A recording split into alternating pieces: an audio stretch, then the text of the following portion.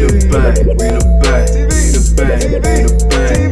AaroniMoses, AaroniMoses, we the bang, we the bang, we the bang, we the bang. Hey, like, share, comment, subscribe, like, share, comment, subscribe, like, share, comment, subscribe, like, share, comment, subscribe, like, share, comment, subscribe, like, share, comment, subscribe. It's AaroniMoses, and I got this video request from Chris Washington. Again, the question was, how do I live a carefree life? And the number one way, because the whole thing with the stress, I mean, I do react accordingly when positive things happen, things that make me happy, things that make my life better. But one tip that I would give you is, the best way to make something real is to give it thought. If you give it thought, you give it power. When you make it manifest in 3D, something that you can touch, something that you can go to, something that you can experience, the more that you experience it, the less that you give a fuck about it. They were talking about this on Beavis and Butthead. When Butthead was like, bro, we just think about getting laid so much. I bet you that if we got laid like 2 or 3 times, we wouldn't even be thinking about this shit anymore. You know what I mean? The most money that you've ever handled in your life, if you got that again, it would feel good. But then you get more and more and more. You get to that point. It's not that it's less valuable. It's less valuable because it's less rare to you. Okay, so this whole carefree thing, if you want to live carefree, you have to take it in sections. What is it that you give a fuck about? What is it that you don't have that you want? Get a little taste of that. See how little that it means to you once you do it once or twice. Driving, getting some girls, hanging out with the buddies. You don't get to hang out with your friends that much. Do that shit like 3 times in a week. If you only get to do it once a month, you're gonna be like, you motherfuckers are goofy. You don't do shit but play games and get high. It's not. It might not be like that, but to be carefree, that's something that you should do. Now, another thing, I see a lot of people are most people in the world, I would say, are materialistic people. That whole no clothes, new money, new shoes, no new friends. That shit, that care comes from being in other people's business. Looking at other people to know how to respond. Looking at other people and depending on them to know what is important in life, what's real in your fucking life, what really matters. And if these people's opinions don't matter, then nothing matters. Really, the new shoes, the new clothes, the fucking job, none of that shit's gonna matter if all these people go away. What if you're the only person on earth in your area and you knew that there was other people in the world but you never contacted them before? What would matter to you? Survival, multiplying, things like that. So if you realize that there's these other people, there's fucking 2 people on every continent, what the fuck do they matter if they're not on this continent helping you survive, get food, maintain your shelter? If they're not doing that, their opinions don't matter. They're not giving. You have to pay me to give a shit about you. That's the kind of mentality that I have in certain situations.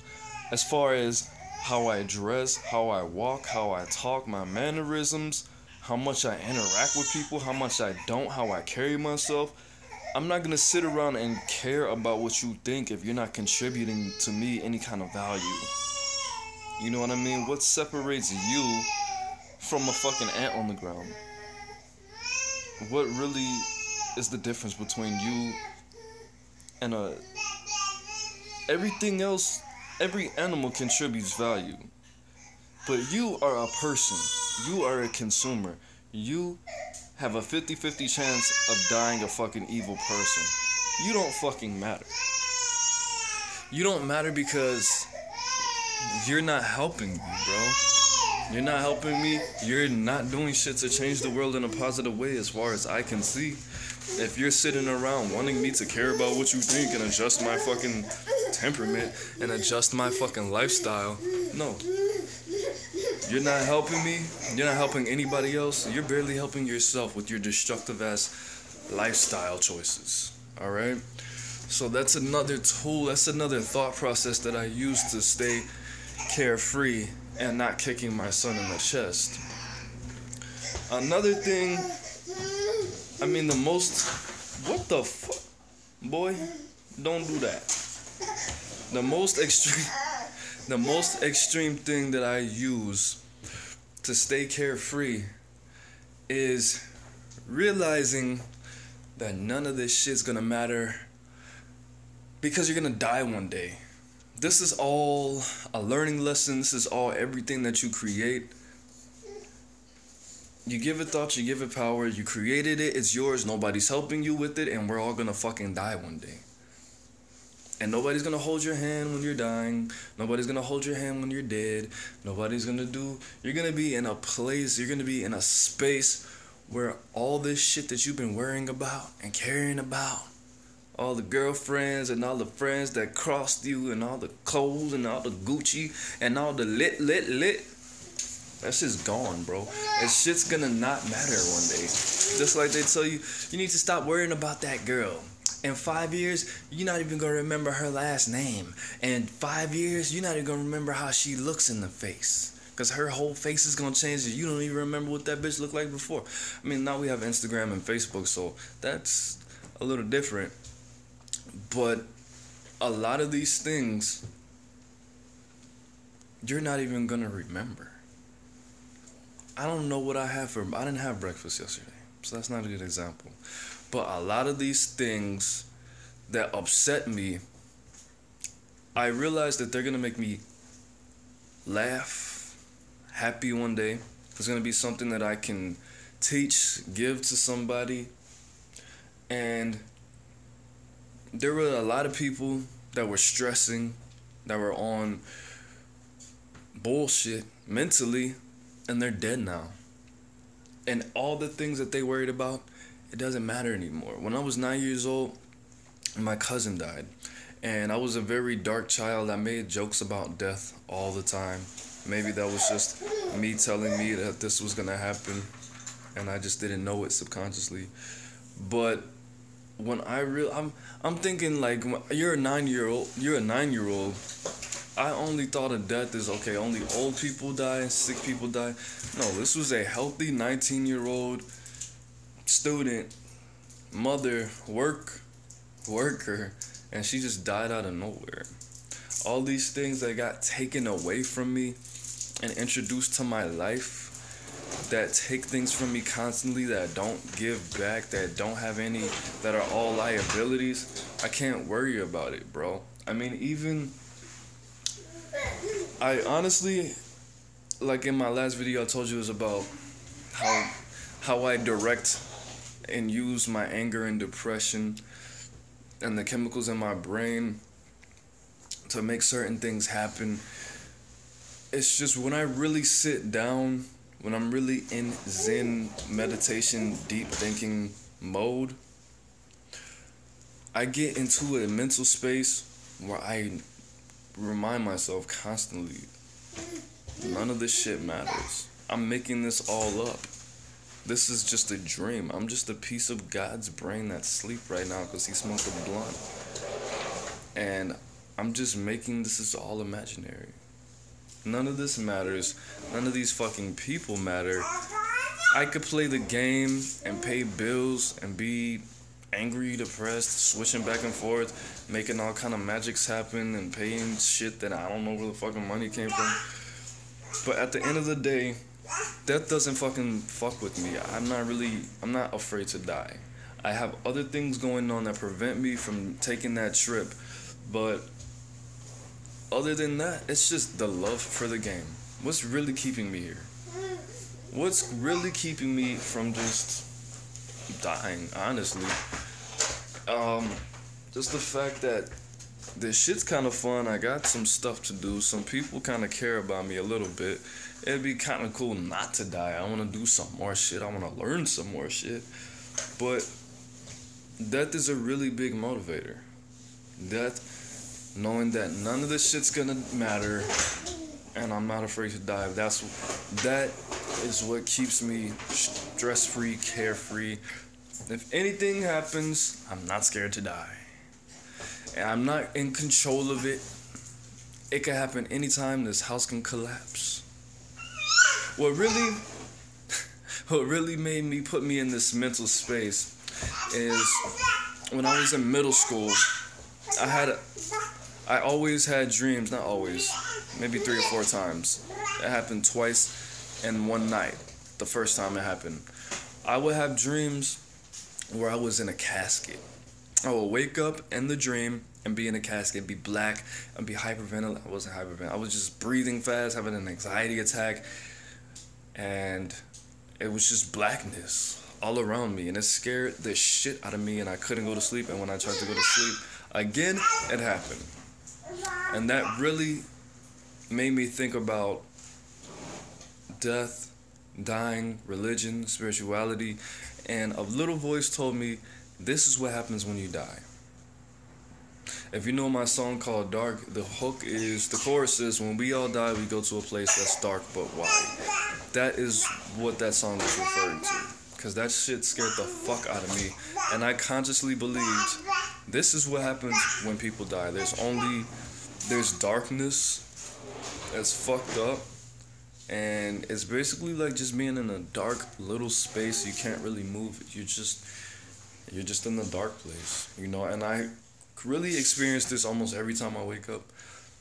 I wake up, see the darkness. I'm like, damn, okay, don't wake up. But yeah, how do you live a carefree, stress-free life? How do you not give a fuck about shit? How do you be unaffected by anything?